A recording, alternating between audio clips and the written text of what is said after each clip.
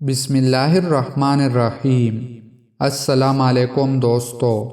جناب رسول اللہ صلی اللہ علیہ وآلہ وسلم نے ارشاد فرمایا، جو شخص اپنے بستر پر لیٹتے ہوئے لا الہ الا اللہ وحدہ لا شریک لہ لہ الملک ولہ الحمد وہو علی کل شیء قدیر ولا حول ولا قوۃ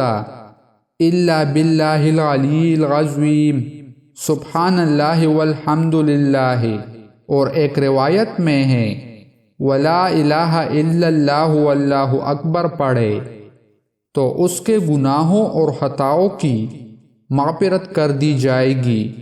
اگرچہ وہ سمندر کی جھاگ کے برابر ہو۔ جناب رسول اللہ صلی اللہ علیہ وآلہ وسلم نے ارشاد فرمایا،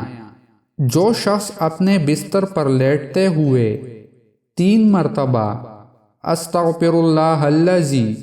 لا الہ الا هو الحی القیوم واتوب الیہ پڑھے تو اس کے گناہوں کی مغفرت کر دی جائے گی، خواہ سمندر کی جھاگ کے برابر ہو، خواہ درخت کے پتوں کے شمار کے موافق ہوں، خواہ تہ در تہ ریت کے ذرات کے برابر ہو، خواہ دنیا کے دنوں کے اعداد کے موافق ہوں، سب گناہ معاف ہو جائیں گے۔ دوستو، مزید اسلامک ویڈیوز دیکھنے کے لیے ہمارے چینل کو سبسکرائب کریں اور ویڈیو کو لائک اور شیئر کریں۔ جزاک اللہ۔